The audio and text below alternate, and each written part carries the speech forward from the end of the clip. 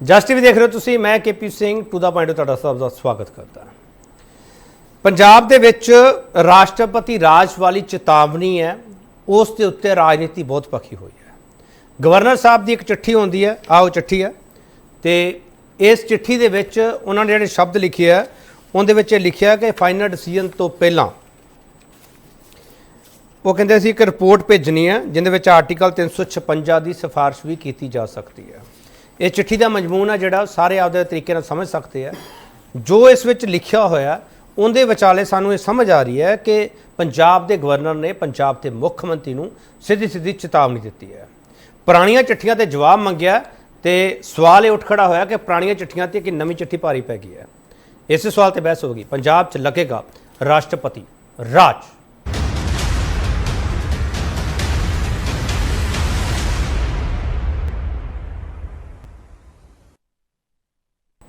बड़ा सवाल असीं ये पुछांगे, राजपाल की राष्ट्रपति राज वाली चेतावनी ते पंजाब सरकार को जवाब की है।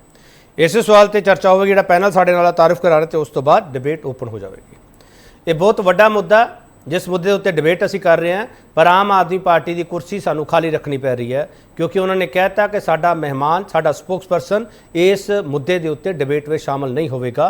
असीं फिर भी इंतजार कर रहे हैं, जे उन्हों का स्पोक्स परसन इस डिबेट में आंदा है असीं स्वागत भी करांगे, धन्यवाद भी करांगे। बीजेपी वालों एडवोकेट अशोक सरीन ने, तुहाडा बहुत स्वागत है मिस्टर सरीन। कांग्रेस वालों एडवोकेट अर्शप्रीत सिंह खडियाल ने, चीफ स्पोक्स परसन ने, मिस्टर खडियाल तुहाडा बहुत स्वागत है। हरजीत सिंह भुल्लर श्रोमणी अकाली दल के स्पोक्स परसन ने, मिस्टर भुल्लर तुहाडा बहुत स्वागत है। Professor Manjeet Singh political analyst ने, प्रोफैसर मनजीत सिंह इन्हां सारे जिहड़ियां धारावां की गल की गई है, जिहड़े एक्ट की गल की गई है, आर्टिकल की गल की गई है, उनके बाबत सानूं जानकारी देणगे। प्रोफैसर मनजीत सिंह तुहाडा बहुत स्वागत है सर। अशोक सरीन साहब आम आदमी पार्टी का स्पोक्स परसन इत्थे नहीं हैगा, पर सवाल ये उठता कि इन्नी नौबत क्यों आ गई कि आर्टिकल 356 का जिक्र करना पै गया सर गवर्नर साहब नूं। सरीन साहब देखो केपी जी, पहली तो गल है कि जे चाहे गवर्नर है चाहे सीएम है, दोनों जवाबदेह होंगे। और साडे देश का जिहड़ा संविधान है बड़ा खूबसूरती ना बनया है कि एक पीएम तो लैके प्रधानमंत्री जी तक भी जवाबदेह है, और हर बंदे दे उत्ते जिहड़ा साडा कानून है वो जिहड़ा फॉल करदा है। जिथों तक पंजाब दी सरकार दी गल है, पंजाब दी सरकार मैं समझदा है कि सीएम साहब जवाब देन तो लिखित रूप च भज रहे हैं, क्योंकि जो वो कहंदे आ असल च अमली जामा उसनूं पहना नहीं पाए। अज पंजाब दे हालात जिहड़े हैं तुसीं देखो, उन्होंने चिट्ठी दा जिहड़ा एंडला पैरा है ਉਹਦੇ ਚ लिखिया कि कैमिस्ट ਦੀਆਂ दुकानां ते ड्रग विक रहा है, लीकर दुकानां जिहड़ियां लीकर शॉप्स है वो बंद करानियां पै रहीआं, उत्थे ड्रग विक रहा है। और अज पिंडां दे विच लोग जिहड़े हैं, चाहे गवर्नर साहब है चाहे सीएम साहब है, वो जवाबदेह है लोगों नूं। और जिहड़े क्योंकि ये हर वारी ये कहंदे सीगे असीं इन्हां नूं जवाबदेह नहीं है, अज उन्हां ने कानून दे अनुसार मैं कहना एक चलो एक जिथे साडा कानून सानू राइट्स भी दिंदा है, ड्यूटीज भी दिंदा है नाल दी नाल, ते पर मुख्यमंत्री साहब जिहड़े हैं हमेशा निर्लज होके वो विधान सभा च बोले, वो भी मेंशन कीता एवरीथिंग जिहड़ी कोर्ट जिहड़ी उन्होंने इत्थों तक ये भी मेंशन कीता है कि तुसीं सुप्रीम कोर्ट च गए सी तां भी होया। चिट्ठियां दा जवाब देण च गुरेज क्यों है? सरीन साहब चलो ये सवाल पूछा जाऊगा, पर इस वक्त पंजाब के जो हालात है जिहड़ा जिक्र तुसीं कर रहे हो, पंजाब तां उहदे कई पिंड तां पानी च डुੱਬੇ होए सर हजे भी। सरीन साहब उस बाबत नहीं किसी को याद आ रहा भी असीं उहदे लई भी मदद कर दईए पंजाब दी जां नहीं? सरीन साहब मैं कह जी यही भी एक दुखांत है कि पंजाब अज पानी च डुੱਬਿਆ। साडे मुख्यमंत्री साहब जहाजां च कदी हैदराबाद घूम रहे हैं, कदी उधर घूम रहे हैं। अज पंजाब दे अंदर जो पंजाब नूं लोड़ है, देखो नाल दा सूबा हिमाचल है, उत्थे दे मुख्यमंत्री साहब ऑल पार्टी मीटिंग्स कर रहे हैं, उत्थे दे मुख्यमंत्री साहब समय समय ते कैबिनेट जिहड़ी है उन्हां दी गल कर रही है और विपक्ष नूं भी नाल लैके चल रही, क्योंकि ये जिहड़े मुद्दे हुंदे आ, जे हड़ आ गए है पिंडां दे विच, उन्हें ये नहीं देखना कांग्रेस दा कौन बीजेपी दा कौन, हर पंजाबी उहदे नाल त्रस्त होना है, हर पंजाबी दे उत्ते जिहड़ा एक कहर बरपना है। पर साडे मुख्यमंत्री साहब नूं सिवाए अपने दिल्ली दे नेतावां नूं खुश करन दी बजाय और दूजा कोई काम ही नहीं है। चलो और मैं समझदा ये चिट्ठी दा जवाब देना चाहिए, इन्हां नूं पुराणियां दा भी जवाब देना चाहिए सीगा जिहड़ा नहीं दे रहे। ये चिट्ठी भी जिहड़ी है जे सीएम साहब दे ने सब कुछ कीता है, जो दावे करते हैं पेन डाउन करके रिटर्न भेजन को जी आ लो गवर्नर साहब असीं तुहाडी आ खर्चे असीं इहनूं पूरा कीता, ਪੰਜਾਬ ਦੇ ਲੋਕ ਜਵਾਬ ਦੇ ਆ ਉਹਦੇ ਤੇ ਐਨਾਲਿਸਿਸ ਹੋਏਗਾ। ਠੀਕ ਹੈ ਸਰੀਨ ਸਾਹਿਬ, ਇੱਕ ਸਵਾਲ ਦਾ ਜਵਾਬ ਦਿਓ ਫਿਰ ਮੈਂ ਬਾਕੀ ਮਾਨਾ ਕੋਲ ਜਾਣਾ। ਸਰੀਨ ਸਾਹਿਬ, ਜਿਹੜਾ ਤੁਹਾਡੇ ਤੇ ਵਾਰ-ਵਾਰ ਇਲਜ਼ਾਮ ਲੱਗਦਾ ਕਿ ਤੁਸੀਂ ਸਟੇਟਸ ਦੇ ਵਿੱਚ ਦਖਲਅੰਦਾਜ਼ੀ ਕਰਦੇ ਹੋ, ਇਸ ਮਾਮਲੇ ਵਿੱਚ ਵੀ ਤੁਹਾਡੇ ਤੇ ਇਹੀ ਇਲਜ਼ਾਮ ਲੱਗੂਗਾ ਸਰੀਨ ਸਾਹਿਬ, ਉਹਦਾ ਜਵਾਬ ਕੀ ਦਵੋਗੇ?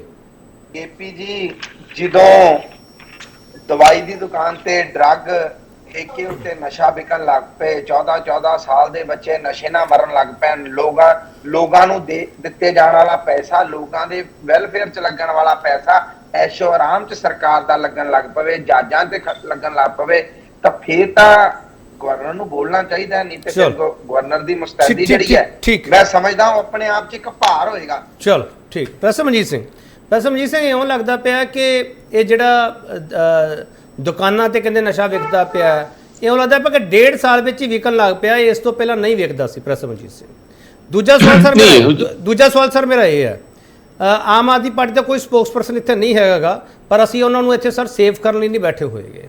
ਸਵਾਲ ਇਹ ਹੈ ਕਿ ਉਹ ਇਹਦਾ ਜਵਾਬ ਇਹ ਦਿੰਦੇ ਆ ਕਿ ਜਿਹੜੀਆਂ ਪਿਛਲੀਆਂ ਸਰਕਾਰਾਂ ਦੇ ਕੰਡੇ ਬੀਜੇ ਸਾਨੂੰ ਚੁਗਣ ਤੇ ਵਕਤ ਲੱਗੂਗਾ।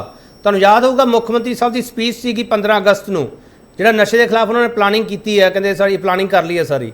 ਪ੍ਰਸਮਜੀਤ ਸਿੰਘ, ਉਹਨਾਂ ਨੂੰ ਹੋਰ ਵਕਤ ਦੇਣਾ ਚਾਹੀਦਾ ਹੈ ਜਾਂ ਗਵਰਨਰ ਸਾਹਿਬ ਨੇ ਸੰਵਿਧਾਨਕ ਹੱਕਾਂ ਦੇ ਵਿਚਾਲੇ ਲੋਕਤੰਤਰੀ ਪ੍ਰਣਾਲੀ ਨੂੰ ਮੱਦੇਨਜ਼ਰ ਰੱਖਦੇ ਹੋਏ ਸਹੀ ਜਵਾਬ ਮੰਗਿਆ? ਪ੍ਰਸਮਜੀਤ ਸਿੰਘ, ਨਹੀਂ ਦੇਖੋ, ਇਹ ਜਿਹੜੀ ਟਸਲ ਸੀਗੀ ਸਾਨੂੰ ਤਾਂ ਪਹਿਲਾਂ ਹੀ ਪਤਾ ਸੀਗਾ ਕਿ ਇਹਦੀ ਫਿਆਸਕੋ ਵੱਡੇ ਪੱਧਰ ਤੇ ਹੋ ਸਕਦੀ ਹੈ, ਕਿਸੇ ਨਾ ਕਿਸੇ ਦਿਨ ਇਹਦਾ ਕੋਈ ਵੀ ਸੀਰੀਅਸ ਰੂਪ ਲਿਆ ਜਾ ਸਕਦਾ। ਉਹ ਹੀ ਇਹ ਉਸੇ ਪਾਸੇ ਨੂੰ ਚੱਲ ਪਿਆ। ਚਾਹੀਦਾ ਇਹ ਸੀਗਾ ਕਿ ਭਗਵੰਤ ਮਾਨ ਹੁਣੀ ਇਸ ਗੱਲ ਦੇ ਰਿਸਕ ਨੂੰ ਪਹਿਲਾਂ ਸਮਝਦੇ। ਪਹਿਲਾਂ ਤੇ ਉਹ ਉਸੇ ਤਰੀਕੇ ਨਾਲ ਹੀ ਕਦੀ ਉਹਨੂੰ ਚੂੰਡੀ ਵੱਢ, ਕਦੀ ਉਹਨੂੰ ਝੇਡਾਂਕਾਰ, ਕਦੀ ਉਹਦਾ ਮਜ਼ਾਕ ਉਡਾ, ਉਸ ਕੰਮ 'ਚ ਹੀ ਜ਼ਿਆਦਾ ਲੱਗੇ ਰਹੇ। ਤੁਹਾਨੂੰ ਪਤਾ ਇਹ ਇਕੱਲਾ ਗਵਰਨਰ ਸਾਹਿਬ ਹੀ ਇਸ ਕਿਸਮ ਦੇ ਉਹਨਾਂ ਦੇ ਟਾਰਗੇਟ ਤੇ ਨਹੀਂ ਆ। ਖਹਿਰੇ ਨਾਲ, ਸੁਖਪਾਲ ਖਹਿਰੇ ਨਾਲ ਕਿਵੇਂ ਉਹੋ ਜਿਹੀ ਹੋਈ ਬਦਕਲਾਮੀ, ਮੈਂ ਕਹੂੰਗਾ ਆਪਸ ਵਿੱਚ ਦੋਵਾਂ ਦੀ ਹੋਈ, ਇਸੇ ਤਰੀਕੇ ਨਾਲ ਮਨਪ੍ਰੀਤ ਬਾਦਲ ਦਾ ਹੋਇਆ, ਹੋਰ ਵੀ ਤੁਸੀਂ ਕਿੰਨਿਆਂ ਦੇ ਬੰਦਿਆਂ ਦੇ ਨਾਂ ਗਿਣੋਗੇ। ਉਸੇ ਤਰਜ਼ ਦੇ ਉੱਤੇ ਇਹ ਇੰਨੀ ਚੀਜ਼ ਬਿਟਰ ਹੋ ਗਈ ਕਿ ਆਪਸ ਵਿੱਚ ਹੁਣ ਇਸ ਗੱਲ ਤੇ ਪਹੁੰਚ ਗਈ, ਉਹਨਾਂ ਨੇ ਆਪਣਾ ਪ੍ਰੈਸਟੀਜ ਇਸ਼ੂ ਬਨਵਾਰੀ ਲਾਲ ਪੁਰੋਹਿਤ ਉਹਨਾਂ ਨੇ ਬਣਾ ਲਿਆ। ਤੁਸੀਂ ਜਿਹੜਾ ਸਵਾਲ ਇੱਕ ਨਸ਼ਿਆਂ ਦਾ ਆ, ਇਹ ਜਿਹੜਾ ਪਹਿਲਾਂ ਨਸ਼ਿਆਂ ਦੀ ਗੱਲ ਇਹ ਕਰ ਲਈ, ਜਿਹਦੇ ਤੇ ਜਿਹੜਾ ਉਹਨਾਂ ਨੇ ਮੁੱਖ ਤੌਰ ਤੇ ਮੈਂਸ਼ਨ ਕੀਤਾ, ਇਹ ਠੀਕ ਹੈ ਕਿ ਨਸ਼ੇ ਹੁਣ ਤੋਂ ਨਹੀਂ, ਤਕਰੀਬਨ 25-30 ਸਾਲ ਤੋਂ ਹੌਲੀ ਹੌਲੀ ਵੱਧਦੇ ਇੱਥੇ ਤੱਕ ਪਹੁੰਚੇ ਆ। ਪੰਜਾਬ ਦੇ ਲੋਕ ਜਿਹੜੇ ਉਮੀਦ ਇਸ ਗੱਲ ਤੇ ਕਰਦੇ ਆ ਕਿ ਨਸ਼ੇ ਖਤਮ ਤੇ ਨਹੀਂ ਇੱਕਦਮ ਹੋਣਗੇ, ਤੇ ਸਾਨੂੰ ਪਤਾ ਦੋ ਗੱਲਾਂ, ਇੱਕ ਇਹ ਉਮੀਦ ਕਰਦੇ ਆ ਕਿ ਨਸ਼ੇ ਅੱਗੇ ਨਾਲੋਂ ਨਾ ਵੱਧਦੇ। ਕਲੇਮ ਇਹ ਕੀਤਾ ਜਾ ਰਿਹਾ, ਤੁਸੀਂ ਰਾਜਾ ਵੜਿੰਗ ਦਾ ਵੀ ਭਾਸ਼ਣ ਸੁਣਿਆ ਹੋਣਾ, ਅੱਜ ਉਹਨਾਂ ਨੇ ਅਬੋਹਰ 'ਚ ਰੈਲੀ ਕੀਤੀ ਆ, ਹੋਰ ਸਾਰੀ ਜਗ੍ਹਾ ਵੀ, ਕਿ ਨਸ਼ੇ ਅੱਗੇ ਨਾਲੋਂ ਉਹਨਾਂ ਦੀ ਭਰਮਾਰ ਵੱਧ ਰਹੀ ਆ, ਉਹ ਜੰਜਾਲ ਫੈਲ ਰਿਹਾ, ਰੋਜ਼ ਮੌਤਾਂ ਜ਼ਿਆਦਾ ਹੋਣ ਲੱਗ ਗਈਆਂ। ਇਸ ਗੱਲ ਦੀ ਚਿੰਤਾ।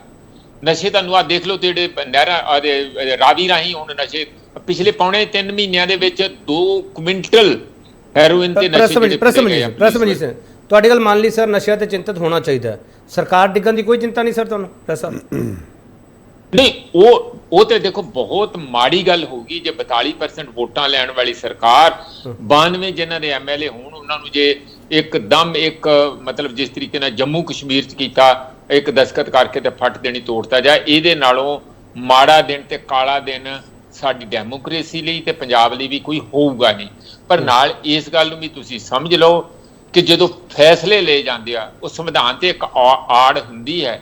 ਸੰਵਿਧਾਨ ਤੁਸੀਂ ਲੋਕਾਂ ਦੇ ਮਦਦ ਲਈ ਹੱਕ ਦੇ ਵਿੱਚ ਵੀ ਕਾਨੂੰਨ ਨੂੰ ਵਰਤ ਸਕਦੇ ਆ, ਤੇ ਉਸ ਨੂੰ ਨਾ ਕੁਝ ਕਰਨ ਲਈ ਵੀ ਸੰਵਿਧਾਨ ਨੂੰ ਵਰਤ ਸਕਦੇ ਆ। ਮੈਨੂੰ ਲੱਗਦਾ ਇਸ ਵੇਲੇ ਜਿਹੜਾ ਕੰਪੀਟੀਸ਼ਨ ਭਗਵੰਤ ਮਾਨ ਤੇ ਬਨਵਾਰੀ ਲਾਲ ਪੁਰੋਹਿਤ ਵਿਚਾਲੇ ਚੱਲ ਰਿਹਾ ਕਿ ਉਸ ਸੰਵਿਧਾਨ ਦੀ ਜਿਹੜੀ ਦੁਰਵਰਤੋਂ ਕਿਵੇਂ ਕੀਤੀ ਜਾਏ, ਜਾਂ ਨਾ ਕਿ ਲੋਕਾਂ ਦੇ ਹੱਕ 'ਚ ਵਰਤੋਂ ਕਿਵੇਂ ਕੀਤੀ ਜਾਏ। ਤੁਹਾਡਾ ਉਹ ਸਵਾਲ ਬਹੁਤ ਇੰਪੋਰਟੈਂਟ ਆ ਕਿ ਜਦੋਂ ਤੁਸੀਂ 90% ਪ੍ਰਸਕ੍ਰਾਈਬਡ ਜਿਹੜਾ ਸਾਰਾ ਡਿਜ਼ਾਸਟਰ ਮੈਨੇਜਮੈਂਟ ਲਈ ਆ ਹੜ੍ਹਾਂ ਲਈ ਪੈਸਾ 90% ਹਿਮਾਚਲ ਨੂੰ ਦੇ ਦਿੱਤਾ, 73% ਜਿਹੜਾ ਕਿ ਪੰਜਾਬ ਨਾਲੋਂ 3 ਗੁਣਾ ਗੁਜਰਾਤ ਨੂੰ ਹੈਗਾ। ਪੰਜਾਬ ਨਾਲੋਂ ਗੁਜਰਾਤ ਦਾ ਜਿਹੜਾ ਬਜਟ ਐਲੋਕੇਸ਼ਨ ਆ NDRF ਦੇ ਤਹਿਤ ਡਿਜ਼ਾਸਟਰ ਮੈਨੇਜਮੈਂਟ ਜਾਂ ਹੜ੍ਹਾਂ ਲਈ ਜਾਂ ਕਿਸੇ ਲਈ ਵੀ, ਉਹ 3 ਗੁਣਾ ਆ, ਔਰ ਉਹਦਾ ਤੁਸੀਂ 73% ਦੇ ਦਿੱਤਾ। ਪੰਜਾਬ ਦਾ ਅਜੇ 37% ਕਿਉਂ ਦਿੱਤਾ ਜੀ, ਜਦ ਕਿ ਇਹਦਾ ਵੈਸੇ ਹੀ 516 ਜਾਂ ਕਿੰਨੇ ਕਰੋੜ ਰੁਪਈਆ ਸੀਗਾ, ਸਿਰਫ ਪਹਿਲੀ ਕਿਸ਼ਤ ਦਿੱਤੀ, ਮਗਰੋਂ ਦਿੱਤਾ ਨਹੀਂ। ਇਸ ਗੱਲ ਦਾ ਜਵਾਬ ਤੇ ਨਾ ਬਨਵਾਰੀ ਲਾਲ ਪੁਰੋਹਿਤ ਦਿੰਦੇ, ਨਾ ਕੇਂਦਰ ਦਿੰਦਾ, ਨਾ BJP ਵਾਲੇ ਦਿੰਦੇ ਆ। ਪਰ ਇਹ ਪੰਜਾਬ ਦੇ ਨਾਲ, ਪਰ ਸਾਡਾ ਸਵਾਲ ਇਹ ਆ ਕਿ ਭਗਵੰਤ ਮਾਨ ਕਿਉਂਕਿ ਚੁਣੀ ਹੋਈ ਸਰਕਾਰ ਆ, ਉਹ ਜਿਹੜੇ ਸਵਾਲ ਖੜੇ ਕਰ ਰਹੇ ਉਹਦਾ ਫਾਰਮਲ ਜਵਾਬ ਦੇਣਾ ਉਹਨਾਂ ਨੂੰ ਬਣਦਾ, ਮੈਂ ਬਹੁਤ ਵਾਰੀ ਕਹਿ ਰਿਹਾ, ਦੇਣਾ ਚਾਹੀਦਾ। ਠੀਕ ਹੈ, ਚਲੋ ਇੱਕ ਛੋਟਾ ਬ੍ਰੇਕ ਲਊਂਗਾ, ਬ੍ਰੇਕ ਤੋਂ ਬਾਅਦ ਬਾਕੀ ਮਾਨਾ ਕੋਲ ਵੀ ਜਾਵਾਂਗੇ। ਪੰਜਾਬ ਦੇ ਵਿੱਚ ਇਹ ਸਵਾਲ ਆ ਜਿਹੜਾ ਬਹੁਤ ਵੱਡਾ ਖੜਾ ਹੋ ਗਿਆ। ਇਸ ਤੋਂ ਕੁਝ ਮਹੀਨੇ ਪਹਿਲਾਂ ਤੱਕ ਵੀ ਇਹ ਡਿਬੇਟ ਸ਼ੁਰੂ ਹੋ ਗਈ ਸੀ ਕਿ ਸੰਵਿਧਾਨਕ ਸੰਕਟ ਵੱਲ ਵੱਧਦਾ ਪਿਆ ਪੰਜਾਬ। ਉਦੋਂ ਸਾਰੇ ਕਹਿੰਦੇ ਸੀ ਕਿ ਤੁਸੀਂ ਬਹੁਤ ਜਲਦੀ ਇਸ ਤੇ ਡਿਬੇਟ ਸ਼ੁਰੂ ਕਰ ਲਈ ਹੈ, ਪਰ ਜਿਹੜੇ ਰਾਹ ਤਿਆਰ ਕੀਤੇ ਜਾ ਰਹੇ ਸੀ ਉਹਦੇ ਵਿਚਾਲੇ ਇਹੋ ਜਿਹੀ ਚਿੱਠੀ ਆਉਣੀ ਲੱਗਦਾ ਸੀਗਾ ਕਿ ਇਹ ਪੰਜਾਬ ਦੀ ਸਿਆਸਤ ਨੂੰ ਹੋਰ ਅੱਗੇ ਵਧਾਏਗੀ। ਵਾਪਸ ਆ ਰਹੇ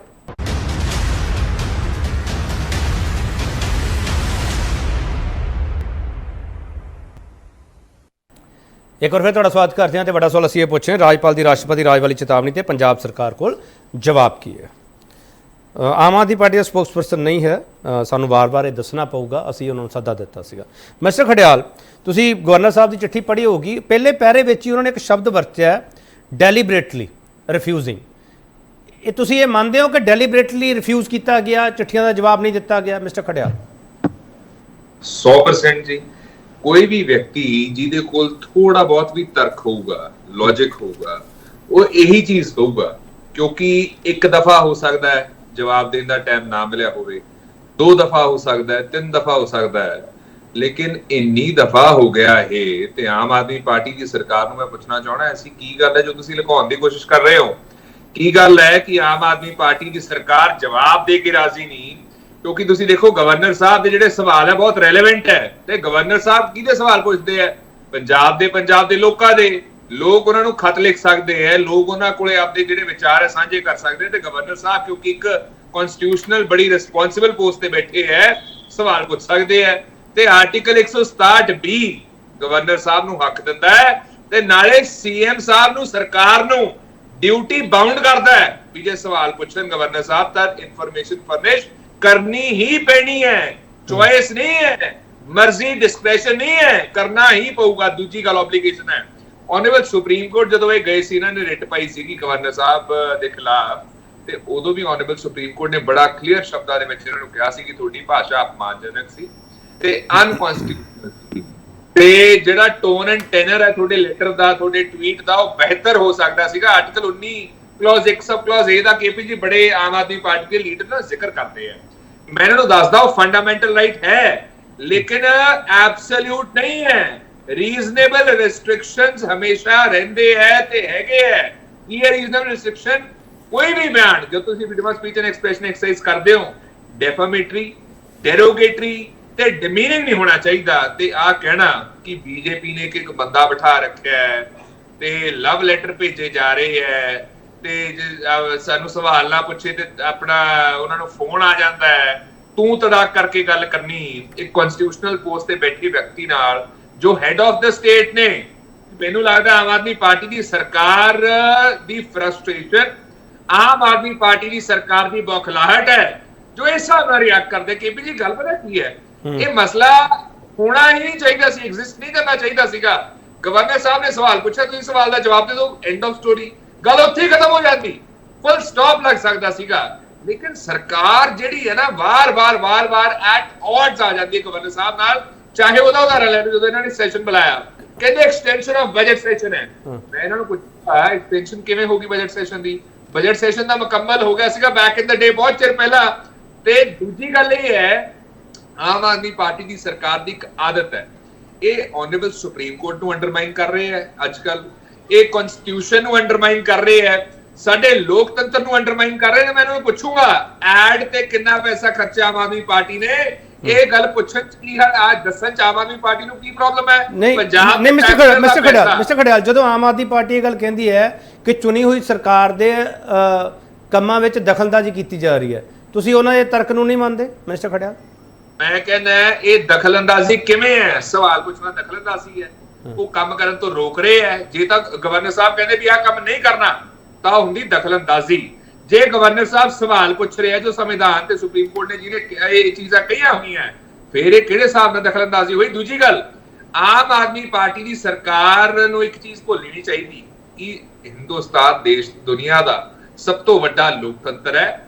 ਇਹ ਸਾਡੇ ਲੋਕਤੰਤਰ ਨੂੰ ਨਾ ਖਤਮ ਕਰ ਰਹੇ ਜੜ ਤੋਂ। ਕੇਪੀ ਜੀ ਬਹੁਤ ਮਾੜੀ ਗੱਲ ਹੈ ਕਿ ਇੰਨਾ ਇਸ਼ੂ ਇੰਪੋਰਟੈਂਟ ਹੋਵੇ ਤੇ ਬੁਲਾਰਾ ਆਮ ਆਦਮੀ ਪਾਰਟੀ ਦੀ ਸਰਕਾਰ ਭੇਜੇ। ਦਾ ਮਤਲਬ ਪਤਾ ਕੀ ਹੈ ਕਿ ਲੋਕਤੰਤਰ ਨੂੰ ਆਮ ਆਦਮੀ ਪਾਰਟੀ ਖਤਮ ਕਰ ਰਹੀ ਹੈ, ਕਿਲ ਕਰ ਰਹੀ ਹੈ ਇਨ ਲਿਟਰਲ ਟਰਮਸ। ਤੇ ਨਾਲੇ ਜਿਹੜੀ ਜਵਾਬਦੇਹੀ ਹੈ, ਅਕਾਊਂਟੇਬਿਲਿਟੀ ਜ਼ੀਰੋ ਹੋ ਰਹੀ ਹੈ। ਸਿਰਫ ਇਹ ਚੈਨਲ ਤੇ ਨਹੀਂ, ਆਮ ਆਦਮੀ ਪਾਰਟੀ ਦੀ ਸਰਕਾਰ ਬੁਲਾਰਾ ਹੋਰ ਕਿਸੇ ਵੀ ਚੈਨਲ ਤੇ ਨਹੀਂ ਭੇਜਦੀ ਬਤੌਰ ਮੁੱਖ ਬੁਲਾਰਾ ਤੇ ਮੀਡੀਆ ਕੋਆਰਡੀਨੇਟਰ ਕਾਂਗਰਸ ਦਾ। ਸਾਨੂੰ ਕਿਉਂਕਿ ਪਤਾ ਕਿਹੜੇ ਚੈਨਲ ਤੇ ਕਿਹੜੀ ਡਿਬੇਟ ਹੋ ਰਹੀ ਹੈ, ਕਿਹੜਾ ਮੁੱਦਾ ਹੈਗਾ, ਤੇ ਸਾਨੂੰ ਆਮ ਆਦਮੀ ਪਾਰਟੀ ਦੀ ਸਰਕਾਰ ਦੱਸਿਓ ਲੋਕਾਂ ਦੇ ਸਵਾਲ ਤੁਹਾਨੂੰ ਔਖੇ ਲੱਗਦੇ, ਮਾੜੇ ਲੱਗਦੇ, ਵੀ ਤੁਸੀਂ ਪਾਰਟਿਸਿਪੇਟ ਹੀ ਨਹੀਂ ਕਰਨਾ ਚਾਹੁੰਦੇ ਡਿਬੇਟ।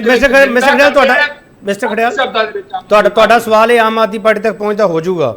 ਆਮ ਆਦਮੀ ਪਾਰਟੀ ਦਾ ਕੋਈ ਬੁਲਾਰਾ ਨਹੀਂ ਹੈਗਾ, ਅਸੀਂ ਅਜੇ ਵੀ ਇੰਤਜ਼ਾਰ ਕਰ ਰਹੇ ਹਾਂ। ਮਿਸਟਰ ਭੁੱਲਰ, ਤੁਸੀਂ ਤਾਂ ਹਮੇਸ਼ਾ ਇਹ ਗੱਲ ਕਹਿੰਦੇ ਹੋ ਕਿ ਸੂਬੇ ਦੇ ਅਧਿਕਾਰਾਂ ਦੇ ਅਸੀਂ ਹਤੈਸ਼ੀ ਹਾਂ, ਸੰਘੀ ਢਾਂਚੇ ਦੇ ਹਤੈਸ਼ੀ ਹਾਂ। ਇਹਦੇ ਵਿੱਚ ਤੁਹਾਨੂੰ ਕੋਈ ਦਖਲਅੰਦਾਜ਼ੀ ਲੱਗਦੀ ਪਈ ਹੈ ਗਵਰਨਰ ਸਾਹਿਬ ਦੀ ਇਹ ਜਿਹੜੀ ਚਿੱਠੀ ਹੈ, ਜਾਂ ਉਹਨਾਂ ਨੇ ਜਿਹੜਾ ਪੁਰਾਣੇ ਵੇਰਵੇ ਸਾਂਝੇ ਕੀਤੇ? ਮਿਸਟਰ ਭੁੱਲਰ, ਦੇਖੋ, ਜਿੰਨਾ ਜ਼ਿਆਦਾ ਸ਼੍ਰੋਮਣੀ ਅਕਾਲੀ ਦਲ ਨੇ ਇਹ ਸਿਸਟਮ ਨੂੰ ਭੁਗਤਿਆ, ਉਹ ਉਹਨਾਂ ਦੇ ਕਿਸੇ ਹੋਰ ਸਰਕਾਰ ਨੇ ਜਾਂ ਕਿਸੇ ਵੀ ਸਟੇਟ ਨੇ ਨਹੀਂ ਭੁਗਤਿਆ। ਜਿੰਨੀ ਵਾਰੀ ਅਕਾਲੀ ਦਲ ਦੀ ਸਰਕਾਰ ਜਿਹੜੀ ਹੈ ਤੋੜੀ ਗਈ ਹੈ ਕਾਂਗਰਸ ਵੱਲੋਂ, ਇੰਨੀ ਵਾਰੀ ਕਿਸੇ ਹੋਰ ਦੀ ਨਹੀਂ ਤੋੜੀ ਗਈ। ਅਸੀਂ ਬਿਲਕੁਲ ਫੈਡਰਲ ਢਾਂਚੇ ਦੇ ਹੱਕ ਦੇ ਵਿੱਚ ਹੈ, ਅਸੀਂ ਸਰਕਾਰਾਂ ਤੋੜਨ ਦੇ ਹੱਕ 'ਚ ਨਹੀਂ ਹੈਗੇ। ਪਰ ਬਦਕਿਸਮਤੀ ਇਹ ਹੈ ਕਿ ਜਿਨ੍ਹਾਂ ਲੋਕਾਂ ਨੇ ਆਪਣੀਆਂ ਵੋਟਾਂ ਬੋਰੀਆਂ ਭਰ ਕੇ ਪਾ ਕੇ 92 ਲੋਕਾਂ ਨੂੰ ਜਿਤਾ ਕੇ ਭੇਜਿਆ, ਔਰ ਉਹਨਾਂ ਨੇ ਸਰਦਾਰ ਭਗਵੰਤ ਮਾਨ ਨੂੰ ਮੁੱਖ ਮੰਤਰੀ ਬਣਾਇਆ, ਪਰ ਸਰਦਾਰ ਭਗਵੰਤ ਮਾਨ ਦਾ ਮੈਨੂੰ ਲੱਗਦਾ ਰੱਬ, ਵਾਹਿਗੁਰੂ ਜਾਂ ਕਹਿ ਲਓ ਗਿਰਜਾ, ਮੰਦਰ, ਮਸਜਿਦ, ਸੰਵਿਧਾਨ, ਸੁਪਰੀਮ ਕੋਰਟ, ਸਭ ਕੁਝ ਜਿਹੜਾ ਹੈ ਉਹ ਸਿਰਫ ਕੇਜਰੀਵਾਲ ਹੈ। ਜੋ ਕੇਜਰੀਵਾਲ ਉਹਨੂੰ ਕਹਿੰਦਾ ਉਹਦੇ ਇਸ਼ਾਰਿਆਂ ਤੇ ਉਸਰਾ ਉਹ ਨੱਚਦਾ ਹੈ। ਅਦਰਵਾਈਜ਼ ਜਿਸ ਤਰੀਕੇ ਦਾ ਬਾਰ-ਬਾਰ ਇੱਕ ਗੱਲ ਕਹੀ ਜਾ ਰਹੀ ਹੈ, ਤੁਸੀਂ ਇੱਥੇ ਹੀ ਲੈ ਲਓ ਤੁਸੀਂ ਕਿ ਹਿੰਦੁਸਤਾਨ ਦੇ ਮਹਾਮਈ ਰਾਸ਼ਟਰਪਤੀ ਚੰਡੀਗੜ੍ਹ 'ਚ ਆਉਂਦੇ ਹੈ, ਸਾਰੇ ਜਿਹੜੇ ਗਵਾਂਢੀ ਸੂਬੇ ਨੇ ਉਹਦਾ ਮੁੱਖ ਮੰਤਰੀ ਪਹੁੰਚਦੇ, ਗਵਰਨਰ ਸਾਹਿਬ ਵੀ ਪਹੁੰਚਦੇ, ਲੇਕਿਨ ਸਾਡੇ ਮੁੱਖ ਮੰਤਰੀ ਸਾਹਿਬ ਨਹੀਂ ਪਹੁੰਚਦੇ, ਕਿਉਂਕਿ ਉਹਨਾਂ ਨੂੰ ਲੱਗਦਾ ਕਿ ਮੈਂ ਇਹਨਾਂ ਤੋਂ ਜ਼ਿਆਦਾ ਸੁਪਰੀਮੋ ਹੈ, ਮੈਨੂੰ ਤੇ 92 ਸੀਟਾਂ ਮਿਲ ਗਈਆਂ ਔਰ ਮੈਂ ਸੀਐਮ ਬਣ ਗਿਆ, ਮੇਰੇ ਤੋਂ ਉੱਪਰ ਕੋਈ ਹੈ ਹੀ ਨਹੀਂ, ਰੱਬ ਹੀ ਮੈਂ ਬਣ ਗਿਆ। ਹੁਣ ਜੇ ਐਟ ਹੋਮ ਹੁੰਦਾ ਹੈ ਗਵਰਨਰ ਸਾਹਿਬ ਦੇ ਰੈਜ਼ੀਡੈਂਸ ਉੱਤੇ 15 ਅਗਸਤ ਨੂੰ, ਉੱਥੇ ਵੀ ਨਹੀਂ ਉਹ ਪਹੁੰਚਦੇ। ਇੱਕ ਕਟਸੀ ਹੈ, ਇੱਕ ਪ੍ਰੋਟੋਕੋਲ ਹੈ ਕਿ ਤੁਸੀਂ ਉਸ ਥਾਂ 'ਤੇ ਜਾਂਦੇ ਹੋ, ਇੱਕ ਮਾਹੌਲ ਹੁੰਦਾ ਹੈ, ਸਾਰੀਆਂ ਅਦਰ ਪਾਰਟੀਜ਼ ਦੇ ਲੋਕ ਵੀ ਆਏ ਹੁੰਦੇ ਹੈ, ਤੁਸੀਂ ਆਪਸ ਵਿੱਚ ਇੱਕ ਜਿਹੜੀ ਕਰਤਨ ਹੈ ਕਿਤੇ ਨਾ ਕਿਤੇ ਸਾਂਝ ਕਰਨ ਦੀ ਕੋਸ਼ਿਸ਼ ਕਰਦੇ ਹੋ, ਲੇਕਿਨ ਉਹ ਚੀਜ਼ ਨਹੀਂ ਹੋ ਰਹੀ, ਉਹ ਬ੍ਰਿਜ ਨਹੀਂ ਹੋ ਰਹੀ। ਬਾਰ-ਬਾਰ ਜਿਹੜਾ ਹੈਗਾ ਤੁਸੀਂ ਹਰ ਚੀਜ਼ ਨੂੰ ਚੈਲੰਜ ਕਰਨਾ, ਚਾਹੇ ਪੋਲੀਟੀਕਲ ਲੀਡਰਸ ਜਿਹੜੇ ਹੈਗੇ ਓਪੋਜੀਸ਼ਨ ਦੇ ਉਹਨਾਂ ਨੂੰ ਚੈਲੰਜ ਕਰਨਾ, ਉਹਨਾਂ ਨੂੰ ਤੁਸੀਂ ਵੰਨ-ਸੁਵੰਨੇ ਨਾਂ ਦੇ ਕੇ ਵੰਨ-ਸੁਵੰਨੇ ਤਰੀਕੇ ਨਾਲ ਉਹਨਾਂ ਦੇ ਉੱਤੇ ਕਮੈਂਟ ਕਰਨਾ, ਚਾਹੇ ਤੁਸੀਂ ਕਕਾਰਾਂ ਦੇ ਉੱਤੇ ਗੱਲ ਕਰਕੇ ਤੁਸੀਂ ਉਸ ਚੀਜ਼ ਤੇ ਕਮੈਂਟ ਕਰਨਾ, ਚਾਹੇ ਤੁਸੀਂ ਐਸਜੀਪੀਸੀ ਦੇ ਉੱਤੇ ਕਮੈਂਟ ਕਰਨਾ, ਜਥੇਦਾਰ ਸਾਹਿਬ ਤੇ ਕਮੈਂਟ ਕਰਨਾ, ਜਾਂ ਤੁਸੀਂ ਐਲਓਪੀ ਜਿਹੜੇ ਓਪੋਜੀਸ਼ਨ 'ਚ ਹੈਗੇ ਉਹਨਾਂ ਤੇ ਕਮੈਂਟ ਕਰਨਾ। ਮਤਲਬ ਇਹ ਕਮੈਂਟ ਕਰਕੇ ਇੱਕ ਨੂੰ ਟੰਕੀ ਚਲਾ ਕੇ ਤੁਸੀਂ ਸਰਕਾਰ ਨਹੀਂ ਚਲਾ ਸਕਦੇ। ਅੱਜ ਹਾਲਾਤ ਇਹ ਹੋ ਗਏ ਜਿਹਦਾ ਕਰਕੇ ਸਾਰਾ ਕੁਝ ਹੈ, ਜਿਹੜੀ ਤੋਂ ਸਮਝ ਲੱਗਦੀ ਹੈ ਕਿ ਪੰਜਾਬ ਆਰਥਿਕ ਤੌਰ ਦੇ ਉੱਤੇ ਸਭ ਤੋਂ ਪਿਛੜਾ ਸਟੇਟ ਹੋ ਗਿਆ, ਨੰਬਰ 1। ਨੰਬਰ 2, ਅੱਜ ਆਮ ਆਦਮੀ ਪਾਰਟੀ ਦੇ ਐਮਐਲਏ ਦੇ ਪੀਏ ਦੇ ਘਰੋਂ ਵੀ ਡਰੱਗਸ ਵਿਕ ਰਹੇ ਹੈ, ਇਹ ਨੰਬਰ 2 ਹੈ। ਅੱਜ ਆਮ ਆਦਮੀ ਪਾਰਟੀ ਦੇ ਵਰਕਰ ਫੜੇ ਜਾ ਰਹੇ ਆ ਜਿਹੜੇ ਡਰੱਗਸ ਵੇਚ ਰਹੇ ਨੇ। ਆ ਲੇਟੈਸਟ ਜਿਹੜੀਆਂ ਚੀਜ਼ਾਂ ਆ ਰਹੀਆਂ, ਅੱਜ ਜਿਹੜੇ ਡਰੱਗਸ ਨੇ ਤੁਹਾਨੂੰ ਆਮ ਅਵੇਲੇਬਲ ਹੋ ਗਏ ਆ, ਓਵਰਡੋਜ਼ ਨਾਲ ਜਿਹੜੇ ਰੋਜ਼ ਬੱਚੇ ਮਰ ਰਹੇ ਆ, ਔਰ ਕੰਟਰੋਲ ਨਹੀਂ ਹੋ ਰਿਹਾ ਉਸ ਚੀਜ਼ ਦੇ ਉੱਤੇ, ਔਰ ਜਿਹਨੇ ਕੰਟਰੋਲ ਕਰਨਾ ਹੈ ਉਹ ਤਾਂ ਕਹਿੰਦੇ ਤੁਹਾਡੇ ਕੰਡੇ ਬੀਜੇ ਹੋਏ ਆ। ਉਹ ਤਾਂ ਹਰ ਗੱਲ ਇਸ ਤਰ੍ਹਾਂ ਹੈ ਜੀ, ਗੱਲ ਇਸ ਤਰ੍ਹਾਂ ਹੈ ਵੀ ਕੰਡੇ ਜਿਹਦੇ ਬੀਜੇ ਹੋਣ ਨਾ ਬੀਜੇ ਹੋਣ, ਤੁਸੀਂ ਪੱਲਾ ਨਹੀਂ ਝਾੜ ਸਕਦੇ, ਤੁਹਾਡੀ ਸਰਕਾਰ ਅੱਜ ਹੈ। ਔਰ ਜੇ ਅੱਜ ਡਰੱਗਸ ਜਿਹੜੇ ਨੇ ਬਹੁਤ ਵੱਡੇ ਸਕੇਲ ਦੇ ਵਿਕ ਰਹੇ ਨੇ, ਦਾ ਮਤਲਬ ਤੁਸੀਂ ਓਪਨ ਕਰਤਾ। ਤੁਸੀਂ ਇੱਕ ਪੁਲਿਸ ਅਫਸਰ ਜਿਹੜਾ ਡਰੱਗਸ ਦੇ ਮਾਮਲਿਆਂ ਦੇ ਵਿੱਚ ਇਨਵੋਲਵ ਸੀਗਾ, ਅੱਜ ਤੱਕ ਉਹਨੂੰ ਨਹੀਂ ਫੜ ਸਕੇ। ਤੁਸੀਂ ਇੱਕ ਸਿੰਪਲ ਸਵਾਲ ਕਰਦਾ, ਮੈਂ ਸਾਰੇ ਮਹਿਮਾਨਾਂ ਨੂੰ ਇਹ ਸਵਾਲ ਕਰਨਾ, ਬਨਵਾਰੀ ਲਾਲ ਪੁਰੋਹਿਤ ਹਰਾਂ ਨੇ ਜਿਹੜੀ ਚਿੱਠੀ ਲਿਖੀ ਹੈ, ਤੁਸੀਂ ਉਹਦਾ ਵੈਲਕਮ ਕਰਦੇ ਹੋ? ਦੇਖੋ, ਉਹਨਾਂ ਦਾ ਜਿਹੜਾ ਜਿਹਨੂੰ ਕਹ ਲਓ ਕਿ ਅਧਿਕਾਰ ਹੈ, ਉਸ ਅਧਿਕਾਰ ਦੇ ਹੇਠ ਉਹਨਾਂ ਨੇ ਚਿੱਠੀ ਲਿਖੀ ਹੈ। ਔਰ ਮੈਨੂੰ ਲੱਗਦਾ ਹੈ ਕਿ ਅਗਰ ਤੁਸੀਂ ਬਾਰ-ਬਾਰ, ਹਾਲਾਂਕਿ ਪ੍ਰੋਹਿਤ ਜੀ ਨੇ ਇੱਕ ਪ੍ਰੈਸ ਕਾਨਫਰੰਸ ਦੇ ਵਿੱਚ ਇਹ ਵੀ ਕਿਹਾ ਸੀਗਾ ਕਿ ਮੇਰੇ ਦੇ ਬੱਚਿਆਂ ਵਰਗਾ ਹੈਗਾ, ਮੈਨੂੰ ਇਹਦੇ ਨਾਲ ਕੋਈ ਫਰਕ ਨਹੀਂ ਪੈਂਦਾ, ਚਲੋ, ਲੇਕਿਨ ਉਹ ਸਟੇਟ ਨੂੰ ਚਲਾਉਣਾ ਹੈ ਤੇ ਉਹਦਾ ਜਵਾਬਦੇਹੀ ਤੇ ਬਣਦੀ ਹੈ। ਮੁੱਖ ਮੰਤਰੀ ਨੇ ਵੀ ਪਿੱਛੇ ਕਿਹਾ ਸੀ ਚਲੋ ਸਾਡੇ ਬਜ਼ੁਰਗ ਹੈ। ਗੱਲ ਹੈ ਕਿ ਮੰਨਣ ਤਾਂ ਸਹੀ, ਉਸ ਚੀਜ਼ ਨੂੰ ਮੰਨਣ ਤਾਂ ਸਹੀ ਨਾ। ਅਗਰ ਤੁਸੀਂ ਕਹਿੰਦੇ ਹੋ ਬਜ਼ੁਰਗ ਹੈ ਤੇ ਐਟ ਹੋਮ ਤੇ ਜਾਣ ਦੇ ਵਿੱਚ ਕਿਹੜਾ ਢਿੱਡ ਦੁਖਦਾ ਸੀਗਾ ਜੀ, ਚਲੇ ਜਾਂਦੇ, ਕਿੰਨੀ ਕੁ ਦੂਰ ਸੀ। ਅੱਜ ਅਗਰ ਚਿੱਠੀ ਲਿਖੀ ਗਈ ਹੈ, ਇਹ ਸਖਤ ਜਿਹੜਾ ਨਜ਼ਰੀਆ ਲਿਆ ਗਿਆ ਸਿਰਫ ਇਸ ਕਰਕੇ ਕਿ ਜਿਹੜਾ ਪੈਸਾ ਸੈਂਟਰ ਤੋਂ ਵੀ ਆਉਂਦਾ, ਜਿਹੜੀ ਤੁਸੀਂ ਗੱਲ ਕੀਤੀ ਹੜਾਂ ਦਾ ਪੈਸਾ ਕਿਉਂ ਨਹੀਂ ਦਿੱਤਾ ਜਾ ਰਿਹਾ, ਇੰਨੇ % ਹੋ ਗਿਆ, ਉਹ ਪੈਸਾ ਲੱਗਦੇ ਰਿਹਾ ਤਖਤੀਆਂ ਦੇ ਉੱਤੇ, ਜਿਹੜੇ ਬਿਜਲੀ ਦੇ ਖੰਭਿਆਂ ਤੇ ਟੰਗੇ ਹੋਏ ਨੇ, ਉਹ ਪੈਸਾ ਅੱਜ ਤੱਕ ਕਿਸੇ ਕਿਸਾਨ ਨੂੰ ਮਿਲਿਆ? ਉਹ ਕਿਸੇ ਮੁਰਗੀ ਜਿਹੜੀ ਸੀ, ਬੱਕਰੀ ਜਿਹੜੀ ਸੀ, ਜਾਂ ਆਂਡੇ ਸੀ, ਉਹਨਾਂ ਨੂੰ ਮਿਲਿਆ ਕਿਸੇ ਨੂੰ ਪੈਸਾ? ਉਹ ਪੈਸਾ ਗਰਾਊਂਡ ਲੈਵਲ ਤੇ ਕਿਤੇ ਨਹੀਂ ਜਾ ਰਿਹਾ, ਉਹ ਪੈਸਾ ਸਿਰਫ ਬਿਜਲੀ ਦੇ ਖੰਭੇ ਉੱਤੇ ਜਿਹੜੇ ਫੋਟੋ ਲਾਉਣ ਵਾਸਤੇ ਜਾਂ ਇਸ਼ਤਿਹਾਰਬਾਜ਼ੀ ਵਾਸਤੇ ਕੰਮ ਆ ਰਿਹਾ। ਠੀਕ ਹੈ, ਮੈਂ ਇੱਕ ਛੋਟਾ ਜਿਹਾ ਬ੍ਰੇਕ ਲਵਾਂਗਾ, ਬ੍ਰੇਕ ਤੋਂ ਵਾਪਸ ਆਊਂਗਾ। ਅੱਜ ਆਮ ਆਦਮੀ ਪਾਰਟੀ ਦਾ ਸਪੋਕਸਪਰਸਨ ਨਹੀਂ ਹੈਗਾ ਜਿਹੜੇ ਸਵਾਲ ਉਹਨਾਂ ਤੋਂ ਪੁੱਛਣੇ ਸੀ ਕਿ ਉਹਨਾਂ ਦਾ ਜਵਾਬ ਸਾਨੂੰ ਅੱਜ ਦੀ ਡਿਬੇਟ ਵਿੱਚ ਨਹੀਂ ਮਿਲੂਗਾ। ਕੋਸ਼ਿਸ਼ ਕਰਾਂਗੇ ਜੇ ਉਹਨਾਂ ਦਾ ਕੋਈ ਬੁਲਾਰਾ ਸਾਡੇ ਤੱਕ ਪਹੁੰਚਦਾ ਹੈਗਾ, ਇਸ ਡਿਬੇਟ ਵਿੱਚ ਸ਼ਾਮਲ ਹੁੰਦਾ ਹੈ ਤੇ ਉਹਨਾਂ ਨੂੰ ਅਸੀਂ ਸਵਾਲ ਕਰ ਸਕੀਏ। ਵਾਪਸ ਆ ਰਹੇ ਹਾਂ।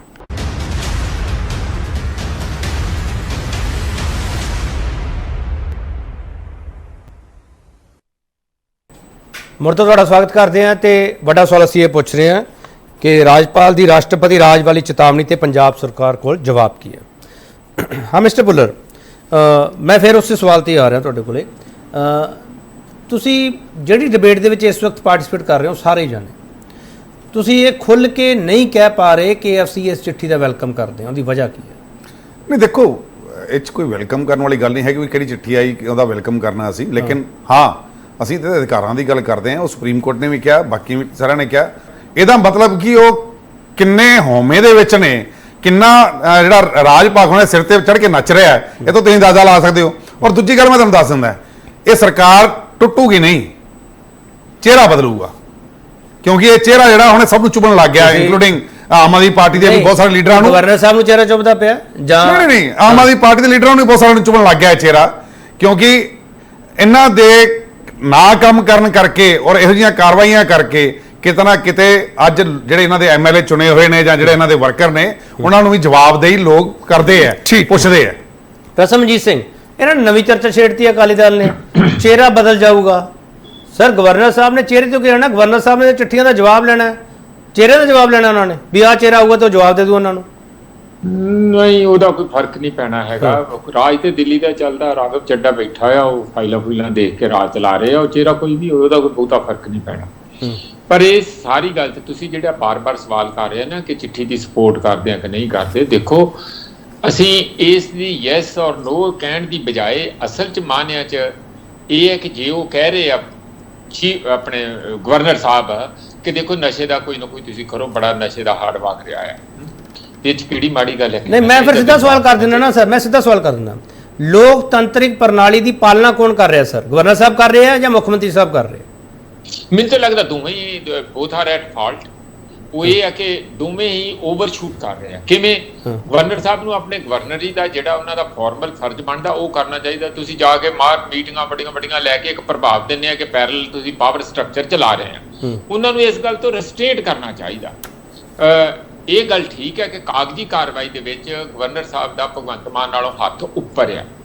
ਉਹ ਆਪਣੇ ਤਜਰਬੇ ਜੋ ਕਹਿ ਲਓ ਜਾਂ ਕਿੱਦਾਂ ਵੀ ਕਹਿ ਲਓ, ਇਹ ਜਦੋਂ ਇਹ ਕਹਿ ਦਿੰਦੇ ਆਪਣਾ ਟਵੀਟ ਕਰਕੇ ਕਿ ਦੇਖੋ ਜੀ ਆ ਮੇਰੇ ਟਵੀਟ ਨੂੰ ਹੀ ਤੁਸੀਂ ਆਪਣਾ ਜਵਾਬ ਸਮਝੋ, ਮੈਂ ਨਹੀਂ ਕੋਈ ਜਵਾਬ ਦੇਣਾ, ਇਹ ਉਸ ਦੀ ਅਵਲੰਘਣਾ ਆ। ਉਹ ਪ੍ਰਸਮਜੀਤ ਸਿੰਘ ਇੱਕ ਚੀਜ਼ ਮੈਂ ਇਸ ਡਿਬੇਟ ਵਿੱਚ ਦੇਖ ਰਿਹਾ, ਤੁਸੀਂ ਸਾਰੇ ਇਹ ਗੱਲ ਕਹਿ ਰਹੇ ਹੋ ਕਿ ਦਿੱਲੀੋਂ ਚੱਲਦਾ ਪਿਆ, ਇਹ ਆਮ ਆਦਮੀ ਪਾਰਟੀ ਦਾ ਰਾਜ ਆ ਜਿਹੜਾ ਉਹ ਦਿੱਲੀੋਂ ਚੱਲਦਾ ਪਿਆ। ਕੀ ਗਵਰਨਰ ਸਾਹਿਬ ਆਪਦੇ ਆਪ ਕਰਦੇ ਪਏ ਸਾਰਾ ਕੁਛ? ਉਹ ਵੀ ਤੇ ਦਿੱਲੀੋਂ ਚੱਲਦੇ, ਉਹ ਤੇ ਹੈ ਹੀ ਦਿੱਲੀ ਦੇ ਲਾਏ ਹੋਏ, ਉਹ ਆਪਣੇ ਆਪ ਕਿੱਥੋਂ ਕਰਨਾ ਹੁੰਦਾ? ਇਹ ਤੇ ਚਲੋ ਜਿਹਦੀ ਜਿੱਥੇ ਸੱਤਾ ਦਾ ਕੇਂਦਰ ਹੈ ਉੱਥੋਂ ਚੱਲਦਾ ਹੈਗਾ। ਦਿੱਲੀ ਡਿਸਾਈਡ ਕਰੂ ਸਰ ਪੰਜਾਬ ਕਿਵੇਂ ਚੱਲੂਗਾ? ਸਰ ਦਿੱਲੀ ਡਿਸਾਈਡ ਕਰ ਰਿਹਾ, ਉਹ ਤੇ ਹਮੇਸ਼ਾ ਹੁੰਦਾ ਹੀ ਹੈ। ਗਵਰਨਰ ਤੇ ਉੱਥੇ ਉਹਨਾਂ ਦੇ ਨੁਮਾਇੰਦੇ ਹੁੰਦੇ ਆ। ਕੀ ਕਾਂਗਰਸ ਵੇਲੇ ਨਹੀਂ ਸੀ ਇੰਜ ਹੁੰਦਾ? ਇੰਜ ਹੀ ਸੀਗਾ, ਕੋਈ ਪੁੱਛਦਾ ਸੀਗਾ ਇੰਦਰਾ ਗਾਂਧੀ ਵੇਲੇ ਜਾਂ ਹੋਰ ਕਿਹਨੂੰ ਰੱਖਣਾ ਕਿਹਨੂੰ ਨਹੀਂ ਰੱਖਣਾ? ਉਹ ਗਵਰਨਰ ਦੇ ਉੱਤੋਂ ਇੱਕ ਚਿੱਠੀ ਲੈ ਲਈ ਜਾਂਦੀ, ਸਕਵੀਜ਼ ਕਰ ਲਈ ਜਾਂਦੀ ਹੈ ਕੇਂਦਰ ਵੱਲੋਂ। ਹੁਣ ਤੁਸੀਂ ਇੱਥੋਂ ਅੰਦਾਜ਼ਾ ਲਾ ਲਓ ਕਿ ਵੀ ਜੇ ਜੰਮੂ ਕਸ਼ਮੀਰ ਨਹੀਂ ਬਖਸ਼ਿਆ ਗਿਆ ਉਦੋਂ ਕਿਸੇ ਨੂੰ ਪੁੱਛਿਆ ਸੀ? ਉੱਥੇ ਗਵਰਨਰ ਨੂੰ ਪੁੱਛਿਆ ਸੀ, ਕਿਹਨੂੰ ਪੁੱਛਣਾ ਸੀ? ਠੀਕ ਹੈ, ਤੁਹਾਡਾ ਇਹੀ ਸਵਾਲ ਹੈ। ਜਦੋਂ ਕੁਝ ਕੇਂਦਰ ਨੇ ਮੈਂ ਇਹੀ ਗੱਲ ਕਹਿਣਾ, ਜਦੋਂ ਕੇਂਦਰ ਨੇ ਕੁਝ ਕਰਨਾ, ਇਹ ਫੈਸਲਾ ਲੀਗਲ ਜਾਂ ਪੰਜਾਬ ਦੇ ਹਿੱਤ ਨੂੰ ਮੱਦੇਨਜ਼ਰ ਰੱਖ ਕੇ ਨਹੀਂ ਹੋਣਾ।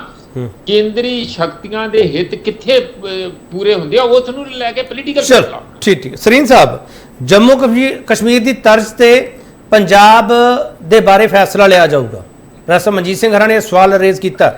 ਮਿਸਟਰ ਸਰੀਨ, ਦੇਖੋ ਪ੍ਰੋਫੈਸਰ ਮਨਜੀਤ ਸਿੰਘ ਹੋਰਾਂ ਨੇ ਸਵਾਲ ਨਹੀਂ ਰੇਜ਼ ਕੀਤਾ, ਇੱਕ ਉਦਾਹਰਨ ਦੇ ਨਾਤੇ ਠੀਕ ਹੈ। ਮੈਂ ਇਹ ਕਹਿਣਾ ਦੱਸਣਾ ਚਾਹੁੰਦਾ ਕਿ ਜਦੋਂ ਹਾਲਾਤ ਖਰਾਬ ਹੋਣ, ਸਟੇਟ ਦੇ ਲੋਕਾਂ ਦੇ ਇੰਟਰਸਟ ਖਰਾਬ ਹੋਣ, ਪੀਸ ਆਫ ਹਾਰਮਨੀ ਹੁੰਦਾ ਹੋਵੇ, ਅੱਜ ਪੰਜਾਬ ਦੇ ਅੰਦਰ ਕਿਹੜੇ ਪਾਸੇ ਨੂੰ ਤੁਸੀਂ ਵਪਾਰੀਆਂ ਨੂੰ ਪੁੱਛ ਲਓ, ਵਪਾਰੀ ਸੁਖੀ ਨਹੀਂ ਹੈ।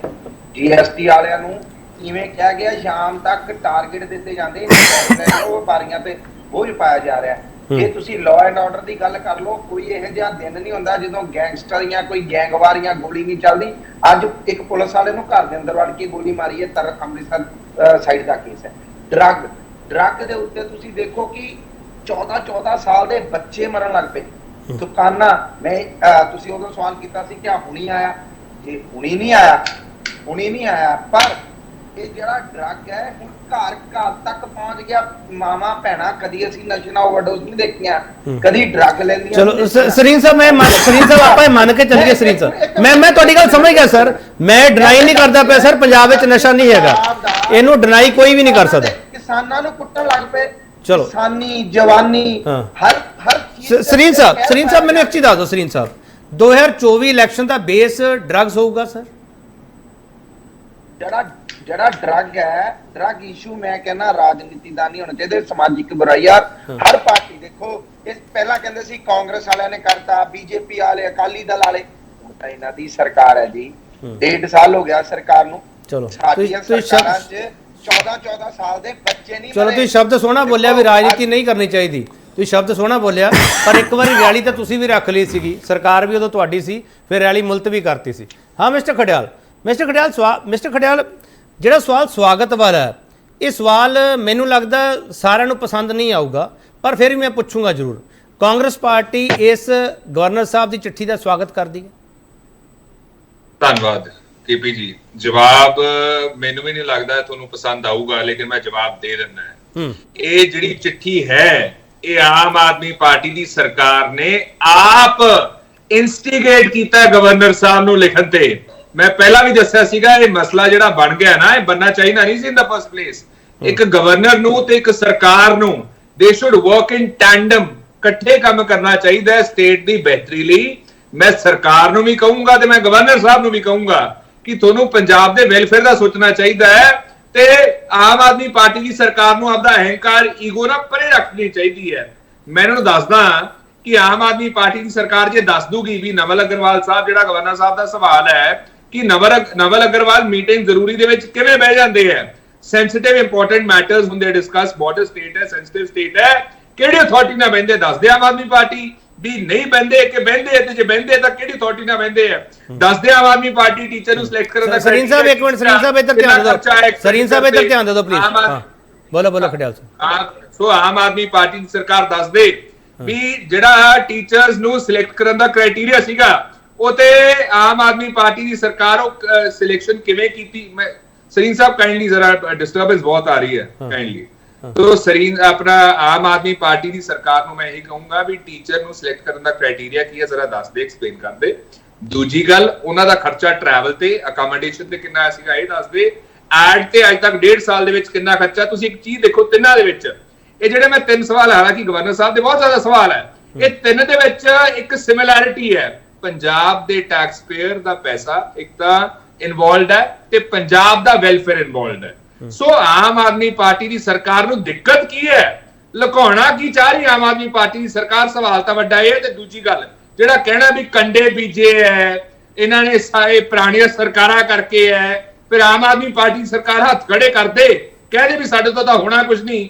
ਉਦੋਂ ਇਹਨਾਂ ਨੂੰ ਪਤਾ ਨਹੀਂ ਸੀ ਵੀ ਕੀ ਹਾਲਾਤ ਹੈ ਪੰਜਾਬ ਦੇ ਸਰਕਮਸਟੈਂਸਸ ਹੈ, ਜਦੋਂ ਕਹਿੰਦੇ ਸੀਗੇ 4 ਮਹੀਨਿਆਂ 'ਚ ਨਸ਼ਾ ਖਤਮ ਕਰ ਦਾਂਗੇ। ਹੁਣ ਜਿਹੜੇ ਸਟਾਈਲ ਨਾਲ ਮਜੀਠੀਆ ਸਾਹਿਬ ਤੋਂ ਲਿਖਤੀ ਮਾਫੀ ਮੰਗੀ ਸੀਗੀ ਪੰਜਾਬ ਦੇ ਬਸ਼ਿੰਦਿਆਂ ਤੋਂ ਮੰਗਣ।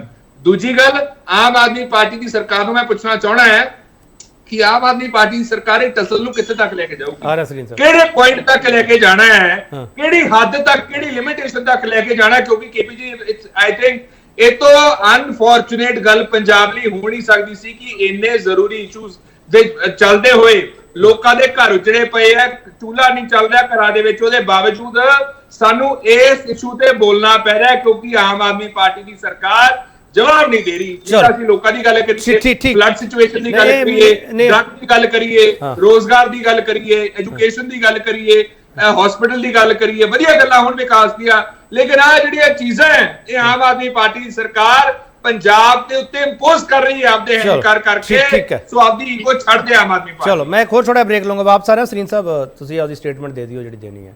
ਇੱਕ ਛੋਟਾ ਬ੍ਰੇਕ ਤੋਂ ਬਾਅਦ ਵਾਪਸ ਆ ਰਹੇ।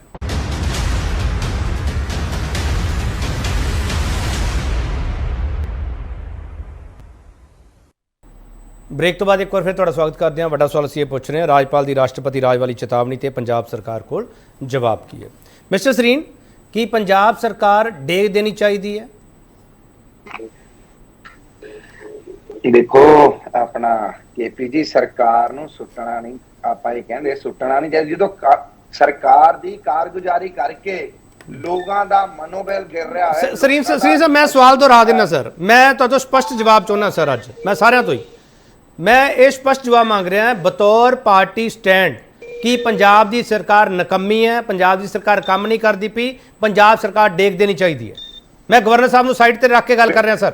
ਮੈਂ ਕੇਪੀ ਜੀ ਇੱਕ ਪੰਜਾਬ ਮੈਂ ਭਾਰਤੀ ਜਨਤਾ ਪਾਰਟੀ ਦਾ ਕਾਰਜਕਰਤਾ ਹੋਣ ਤੋਂ ਉੱਤੇ ਅੱਗੇ ਨਿਕਲ ਕੇ ਰਾਜਨੀਤੀ ਉੱਪਰ ਉੱਠ ਕੇ ਕਹਿੰਦਾ ਪੰਜਾਬ ਦਾ ਵਸਿੰਦਾ ਹੋਣ ਦੇ ਨਾਤੇ ਕਹਿੰਦਾ 92 ਐਮਐਲਏ ਹੋਣ, ਸਭ ਤੋਂ ਜ਼ਿਆਦਾ ਬਹੁਮਤ ਹੋਏ, ਫਿਰ ਵੀ ਨਾ ਸੁਰੱਖਿਆ ਹੈ ਨਾ ਸੁਵਿਧਾ ਹੈ, ਝੂਠ ਪ੍ਰਚਾਰ ਹੈ, ਪਰੋਸਿਆ ਜਾ ਰਿਹਾ। ਚਲੋ ਤੁਸੀਂ ਚਲੋ ਮੈਂ ਸਵਾਲ ਹੋਰ ਦਰੁਸਤ ਕਰ ਦੇਵਾਂ ਸਰ। ਤੁਸੀਂ ਡਿਮਾਂਡ ਜਵਾਬ ਦਿੱਤਾ, ਤੁਸੀਂ ਡਿਮਾਂਡ ਕਰਦੇ ਹੋ ਪੰਜਾਬ ਦੀ ਸਰਕਾਰ ਡੇਗ ਦੇਣੀ ਚਾਹੀਦੀ ਹੈ।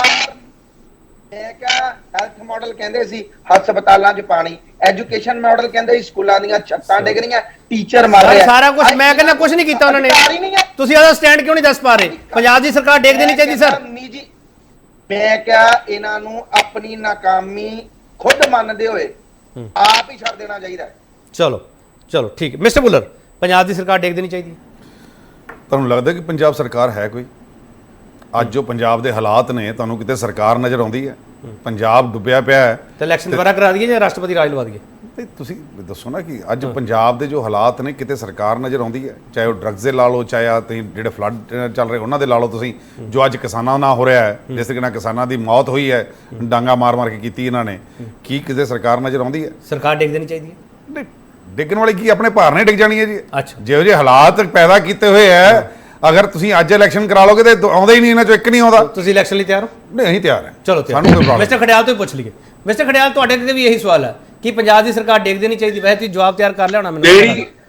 ਜਿਹੜੀ ਸਰਕਾਰ ਪੰਜਾਬ ਦੇ ਲੋਕਾਂ ਦੇ ਸਵਾਲਾਂ ਦਾ ਜਵਾਬ ਨਹੀਂ ਦੇ ਸਕਦੀ, ਪੰਜਾਬ ਦੇ ਹਿੱਤ ਦਾ ਨਹੀਂ ਸੋਚ ਸਕਦੀ, ਉਹਨਾਂ ਦੀ ਪ੍ਰਾਇੋਰਟੀ ਉਹਨਾਂ ਦਾ ਅਹੰਕਾਰ ਤੇ ਈਗੋ ਹੈ, ਉਹ ਸਰਕਾਰ ਨੂੰ ਨਾਲ ਦੀ ਨਾਲ ਅਸਤੀਫਾ ਦੇ ਦੇਣਾ ਚਾਹੀਦਾ ਹੈ ਤਾਂ ਕਿ ਪੰਜਾਬ ਦਾ ਨੁਕਸਾਨ ਨਾ ਹੋਵੇ, ਪੰਜਾਬ ਨੂੰ ਖਾਮਿਆਜ਼ਾ ਨਾ। ਪੰਜਾਬ ਕਾਂਗਰਸ ਡਿਮਾਂਡ ਕਰਦੀ ਹੈ ਕਿ ਪੰਜਾਬ ਦੀ ਸਰਕਾਰ ਕੰਮ ਨਹੀਂ ਕਰਦੀ, ਪੰਜਾਬ ਸਰਕਾਰ ਜਾਂ ਮੁੱਖ ਮੰਤਰੀ ਸਾਹਿਬ ਅਸਤੀਫਾ ਦੇ ਦੇਣ। ਪੰਜਾਬ ਕਾਂਗਰਸ ਡਿਮਾਂਡ ਕਰਦੀ ਹੈ। ਪੰਜਾਬ ਕਾਂਗਰਸ ਡਿਮਾਂਡ ਕਰਦੀ ਹੈ ਆਮ ਆਦਮੀ ਪਾਰਟੀ ਦੀ ਸਰਕਾਰ ਜਾਂ ਤਾਂ ਆਪਦੀ ਜ਼ਿੰਮੇਵਾਰੀ ਦਾ ਅਹਿਸਾਸ ਕਰ ਲੇ, ਜੇ ਨਹੀਂ ਕਰ ਸਕਦੀ ਤੇ ਪੰਜਾਬ ਦੇ ਟੈਕਸਪੇਅਰ ਦਾ ਪੈਸਾ ਜਿਹੜਾ ਬਰਬਾਦ ਕਰ ਰਹੇ ਹੈ ਨਹੀਂ ਰੋਕ ਸਕਦੇ ਤੇ ਆਮ ਆਦਮੀ ਪਾਰਟੀ ਦੀ ਸਰਕਾਰ ਨੂੰ ਅਸਤੀਫਾ ਦੇ ਦੇਣਾ ਚਾਹੀਦਾ ਹੈ। ਮੈਂ ਇੱਕ ਹੋਰ ਸਵਾਲ ਕਰਾਂ। ਆਮ ਆਦਮੀ ਇੱਕ ਮੈਂ ਹੋਰ ਗੱਲ ਕਹਿਦਾ, ਜਦੋਂ ਆਮ ਆਦਮੀ ਪਾਰਟੀ ਦੀ ਸਰਕਾਰ ਬੁਲਾਰਾ ਨਹੀਂ ਨਾ ਭੇਜਦੀ, ਇੱਕ ਮੈਸੇਜ ਆਮ ਆਦਮੀ ਪਾਰਟੀ ਬੜਾ ਕਲੀਅਰਲੀ ਕਨਵੇ ਕਰਦੀ ਹੈ ਕਿ ਉਹਨਾਂ ਨੂੰ ਨਾ ਤਾਂ ਆਪੋਜੀਸ਼ਨ ਦੀ ਕੋਈ ਚਿੰਤਾ, ਨਾ ਪੰਜਾਬ ਦੇ ਲੋਕਾਂ ਦੀ ਕੋਈ ਚਿੰਤਾ, ਨਾ ਪੰਜਾਬ ਦੇ ਫਿਊਚਰ ਦੀ ਕੋਈ ਚਿੰਤਾ। ਸੋ ਜਦੋਂ ਇਹ ਜੇ ਹਾਲਾਤ ਹੈ, ਇਹ ਜੀ ਸਰਕਾਰ ਨਹੀਂ ਹੋਣੀ ਚਾਹੀਦੀ, ਇਹਦੇ 'ਚ ਕੋਈ ਦੋਰਾ ਨਹੀਂ ਹੈ,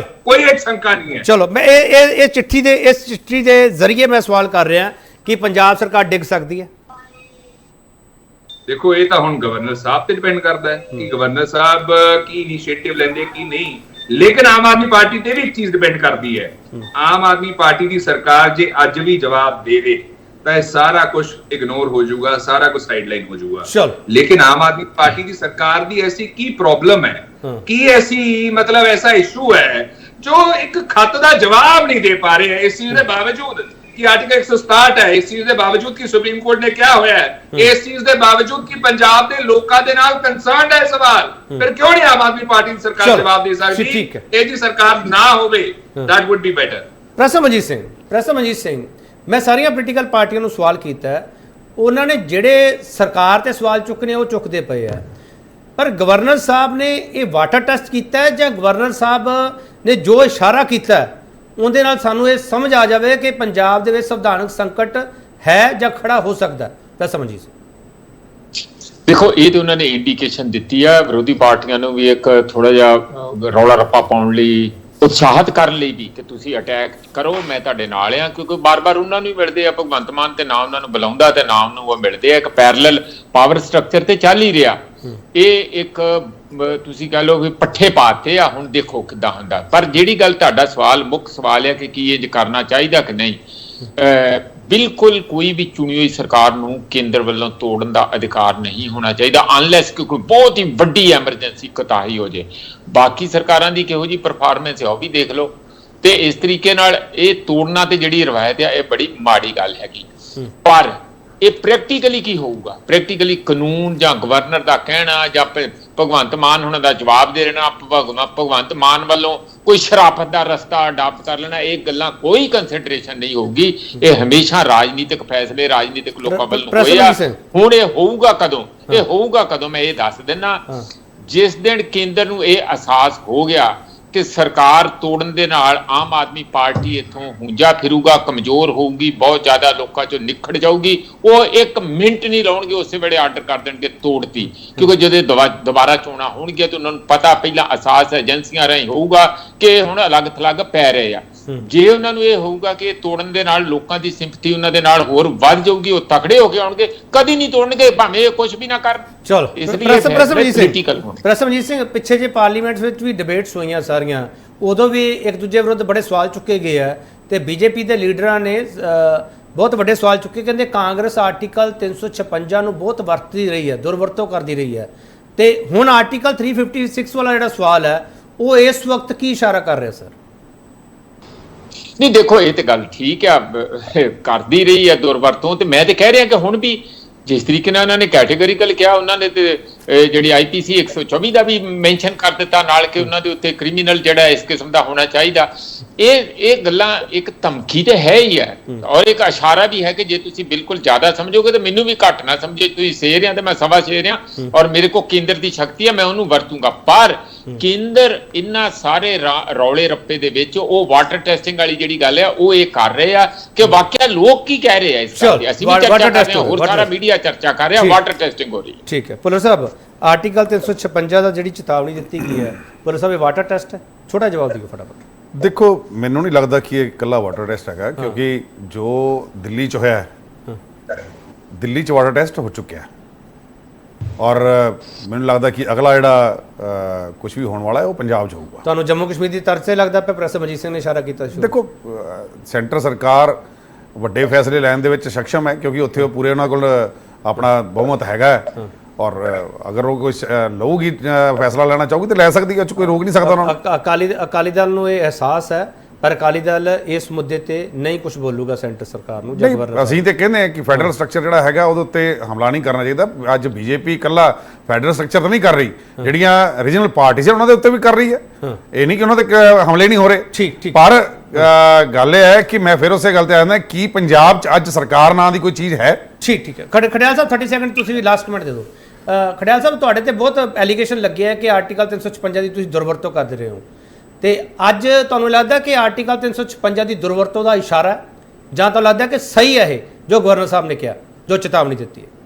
ਦੇਖੋ, ਨੰਬਰ 1 ਪਹਿਲਾਂ ਤਾਂ ਮੈਂ ਦੱਸਦਾ ਕਿ ਆਰੋਪ ਦੇ ਵਿੱਚ ਤੇ ਤੱਥ ਦੇ ਵਿੱਚ ਦਿਨ ਰਾਤ ਦਾ ਫਰਕ ਹੁੰਦਾ ਹੈ। ਆਰੋਪ ਨੂੰ ਆਰੋਪ ਹੀ ਰਹਿਣ ਦਿਓ, ਤੇ ਜਿੱਥੋਂ ਤੱਕ ਗੱਲ ਹੈ ਪਾਸ ਦੀ, ਮੈਨੂੰ ਨਹੀਂ ਲੱਗਦਾ ਕਿ ਭਾਰਤੀ ਜਨਤਾ ਪਾਰਟੀ ਦਾ ਜਿਹੜਾ ਏਜੰਡਾ ਹੈ ਲੋਕਾਂ ਨੂੰ ਗੁੰਮਰਾਹ ਕਰਨ ਦਾ, ਲੋਕਾਂ ਦਾ ਧਿਆਨ ਡਾਇਵਰਟ ਕਰਨ ਦਾ, ਉਹ 'ਚ ਕਾਮਯਾਬ ਹੋ ਸਕਣਗੇ। ਜਿੱਥੋਂ ਤੱਕ ਗੱਲ ਹੈ ਕਾਂਗਰਸ ਪਾਰਟੀ ਦੀ, ਕਾਂਗਰਸ ਪਾਰਟੀ ਦਾ ਸਟੈਂਡ ਬੜਾ ਸਿੰਪਲ ਹੈ।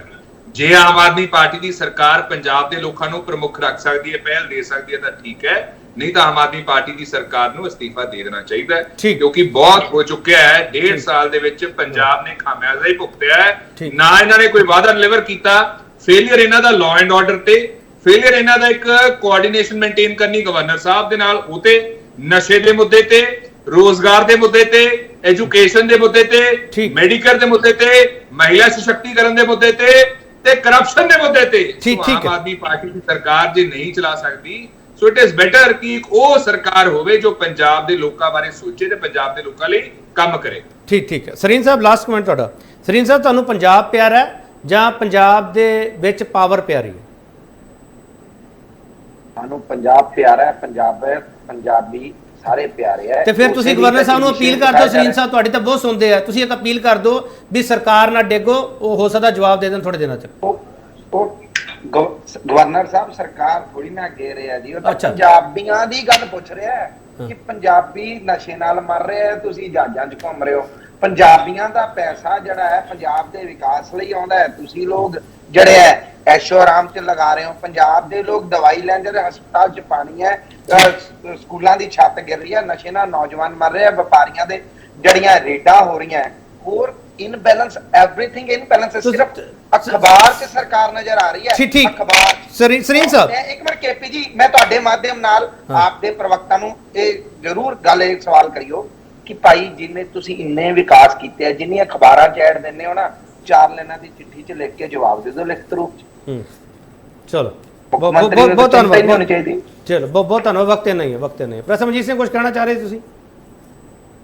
ਨਹੀਂ ਬਸ ਮੇਰਾ ਤੇ ਇੰਨਾ ਹੀ ਕਹਿਣਾ ਹੈ ਕਿ ਇਸ ਗੱਲ ਦੇ ਉੱਤੇ ਠੰਡ ਢੰਡੌੜਾ ਹੋਣਾ ਚਾਹੀਦਾ ਹੈ ਤੇ ਭਗਵੰਤ ਮਾਨ ਨੂੰ ਜਿਹੜੀ ਫਾਰਮਲ ਪੋਜੀਸ਼ਨ ਹੈ ਉਹਦੀ ਰਿਸਪੈਕਟ ਕਰਦੇ ਹੋਏ ਫਾਰਮਲ ਜਵਾਬ ਦੇ ਦੇਣਾ ਚਾਹੀਦਾ ਹੈ। ਬਹੁਤ ਜਿਹੜੀ ਤਿੜਫਿਸ ਕਰਨ ਦਾ ਕੋਈ ਫਾਇਦਾ ਨਹੀਂ ਹੈ। ਚਲੋ ਬਹੁਤ ਧੰਨਵਾਦ ਪ੍ਰੋਫੈਸਰ ਮਨਜੀਤ ਸਿੰਘ ਤੁਹਾਡਾ, ਸਰੀਨ ਸਾਹਿਬ ਤੁਹਾਡਾ, ਖੜਿਆਲ ਸਾਹਿਬ ਤੁਹਾਡਾ, ਭੁੱਲਰ ਸਾਹਿਬ ਤੁਹਾਡਾ ਵੀ ਬਹੁਤ ਧੰਨਵਾਦ। ਲੋਕਾਂ ਦੀ ਚੁਣੀ ਹੋਈ ਸਰਕਾਰ ਅੱਗੇ ਕੀ ਸੰਕਟ ਹੈ ਅੱਜ ਕਿ ਪੰਜਾਬ ਵਿੱਚ ਰਾਸ਼ਟਰਪਤੀ ਰਾਜ ਲੱਗੇਗਾ?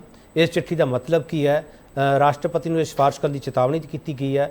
ਉਹਦਾ ਪੂਰਾ ਜਿਹੜਾ ਬੇਸ ਕੀ ਹੈਗਾ, ਉਸ ਬੇਸ ਨੂੰ ਅਸੀਂ ਸਮਝਣ ਦੀ ਕੋਸ਼ਿਸ਼ ਕੀਤੀ ਹੈ।